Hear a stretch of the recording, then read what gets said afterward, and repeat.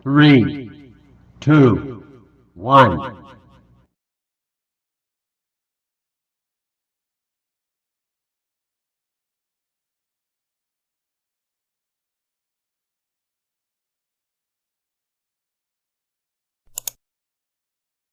Assalamualaikum warahmatullahi wabarakatuh. Perkenalkan, kami dari kelompok 7. Kami ingin mempresentasikan hasil praktek kami tentang jangka sorong. Baik, di sini saya akan memperkenalkan diri saya terlebih dahulu. Perkenalkan, nama saya Anita Syafira Utami dengan NIM 2020 A1H034. Di sini saya sebagai moderator sekaligus pemateri pertama tentang pengertian jangka sorong. Saya Lilin Nanda Halwa dengan NIM 2020 A1H021 sebagai pemateri terakhir.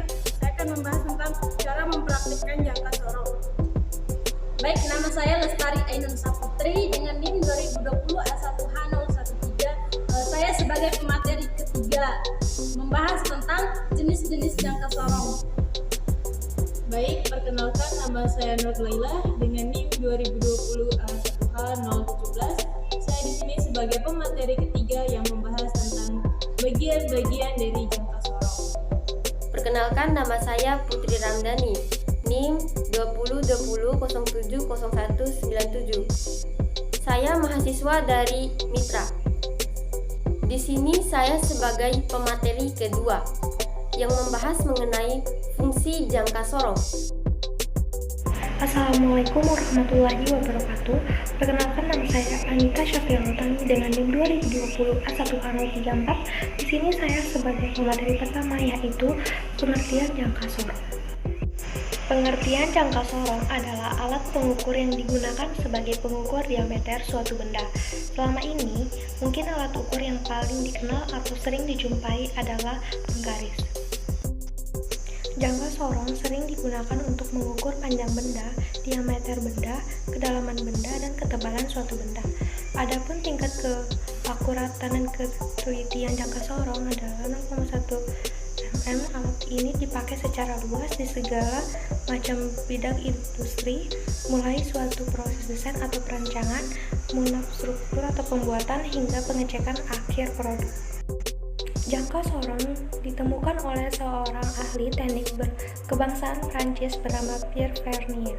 Hal tersebut membuat Vernier menjadi nama skala dalam pengukuran jangka sorong tersebut. Di sisi lain, cara membaca jangka sorong dalam mengukur suatu benda penting untuk diketahui. Namun, sebelum mengenal cara membaca jangka sorong, kamu perlu mengetahui terlebih dahulu fungsi jenis dan bagian-bagiannya. Bismillahirrahmanirrahim. Assalamualaikum warahmatullahi wabarakatuh. Perkenalkan, nama saya Putri Ramdhani, NIM 2020070197. Saya mahasiswa dari Mitra. Di sini saya sebagai pemateri kedua yang membahas mengenai fungsi jangka sorong. Adapun fungsi dari jangka sorong yang pertama yaitu sebagai pengukur panjang suatu benda dengan ketelitian 0,1 mm atau rahang tetap dan rahang geser bawah. Yang kedua yaitu rahang tetap dan rahang geser atas untuk mengukur diameter benda yang sangat kecil, misalnya cincin, pipa, dan lain-lainnya. Yang ketiga yaitu tangkai ukur di bagian bawah untuk mengukur kedalaman, misalnya kedalaman tabung, lubang kecil, dan perbedaan tinggi yang kecil. Adapun yang terakhir yaitu untuk mengukur suatu benda dari sisi luar dengan cara diapit. Sekian fungsi dari jangka sorong. Saya kembalikan kepada pemateri selanjutnya. Bismillahirrahmanirrahim. Assalamualaikum warahmatullahi wabarakatuh. Perkenalkan, nama saya Lestari Ainun Saputri dengan NIM 2020 A1H013. Baik, di sini saya akan menjelaskan ataupun memaparkan tentang jenis-jenis jangka sorong. Adapun jenis yang pertama adalah jangka sorong analog atau manual. Jenis ini biasanya digunakan pada praktikum sekolah. Cara memakai alat ukur ini pun masih manual sehingga memerlukan ketelitian yang lebih. Terus jenis yang kedua adalah jangka sorong digital. Jenis ini pun merupakan perkembangan dari jangka sorong analog. Yang ketiga adalah jangka sorong arloji atau jam. Jangka sorong arloji atau jam ini merupakan jangka sorong yang pembacaannya menggunakan jarum ukuran analog yang ditempelkan di bagian muka dengan stopper.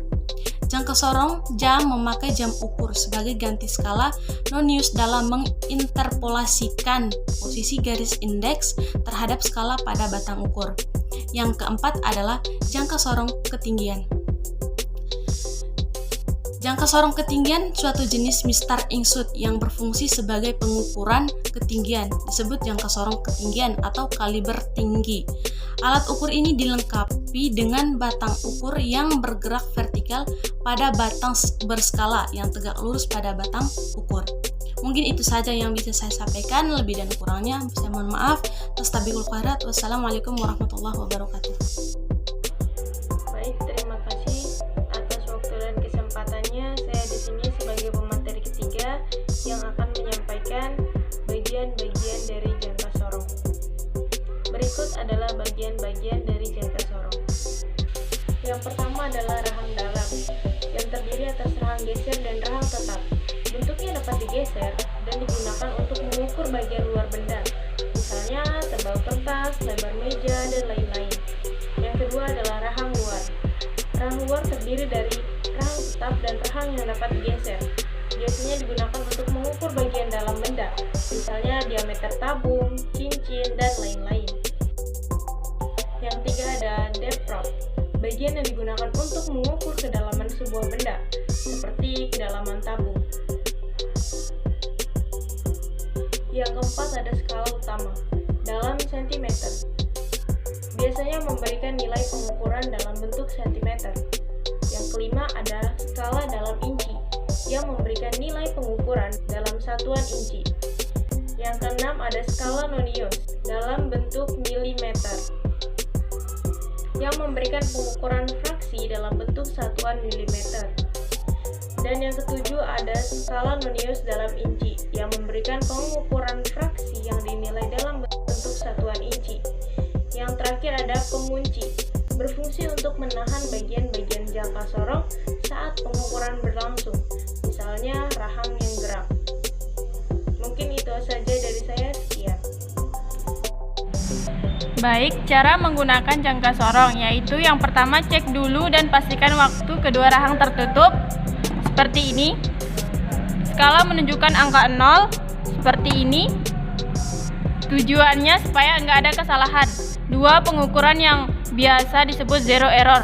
Yang kedua itu kendurkan baut pengunci dan tarik rahang geser ke kanan sampai benda yang kita ingin ukur bisa pas ditempatkan antara dua rahang.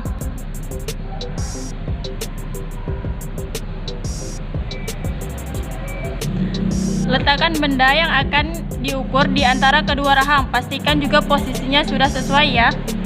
Seperti ini. Yang keempat yaitu tarik rahang geser ke kiri sampai mengapit benda yang mau diukur. Lalu putar baut pengunci sampai terdengar suara.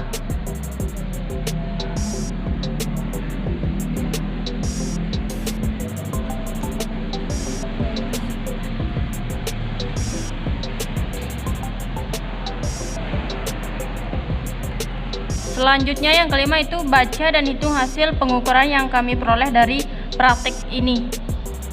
Silahkan simak video atau tutorial penghitungan ke berikutnya. Yang pertama, pada skala tetap, tanda panah menunjukkan bahwa skala tetapnya berada pada garis ke-14 di mana 1 bernilai 10. Dan yang kedua, pada skala Nonius, tanda panah menunjukkan bahwa skala Noniusnya berada pada garis yang berhimpit lurus dengan nilai 0,9. Maka hasilnya adalah 14,09 mm. Baik, itulah hasil presentasi kami. Sekian dari kami